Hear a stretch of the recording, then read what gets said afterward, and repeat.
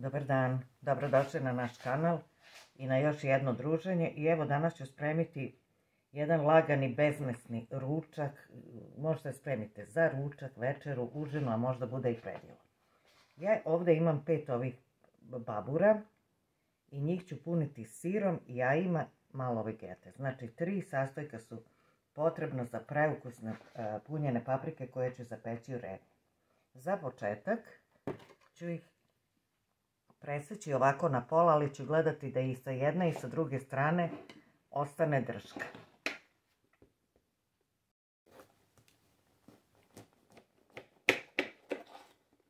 Evo kako one izgledaju. Izgledaju posle na tanjiru jako dekorativno. Znači da ostane i na jednoj i na drugoj strani ova drškica. I sad ću da očistim ovo semenje.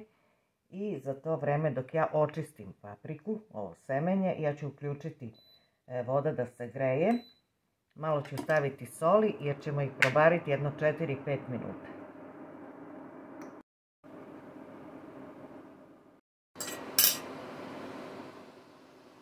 Papriku sam ubarila, evo sad ću da isključim. Evo kako ona treba da izgleda. Znači 4 do 5 minuta je dovoljno. I sada dok se paprika bude hladila, pravit ću punjenje. Znači stavit ću 2 jaja.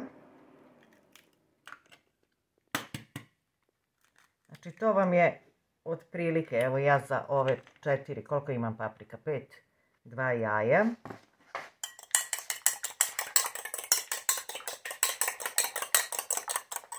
Stavit ću jedno 2-3 kašike ove fete. Znači ako imate više, sve to proizvoljno. Još ću jedno. I evo ovako jednu kašičicu suvog začina.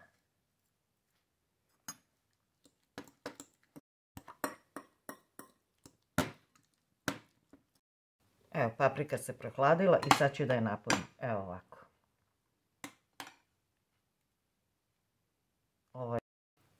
Ovako izgleda kad je napunim. Imam još 3 komada, to ću staviti u jedan manji pekač. Revnu sam uključila na 180 i peći ću je u revni 20 minuta. Paprika je gotova, znači ja sam je na 200 stepeni pekla 25 minuta. Pre nego, to sam zaboravila da kažem, pre nego što sam poređala papriku, zaboravila sam da stavim malo ulja i vode. Pa sam pre nego što sam stavila u revnu, stavila jedno 2-3 kašike ulja i 2-3 kašike vode.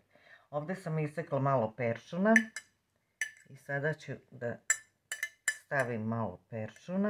Gledajte kako se vidi da je zapečeno.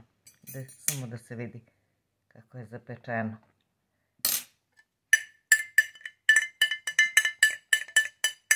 I stavit ću malo mirođije.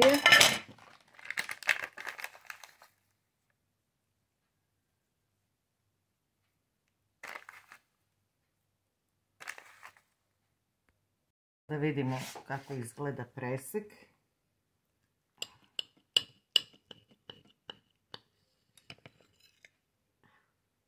Znači brza užina, ručak, lagan večera od 3 sastojka za 20 minuta. Ukupna priprema ako je 40 minuta.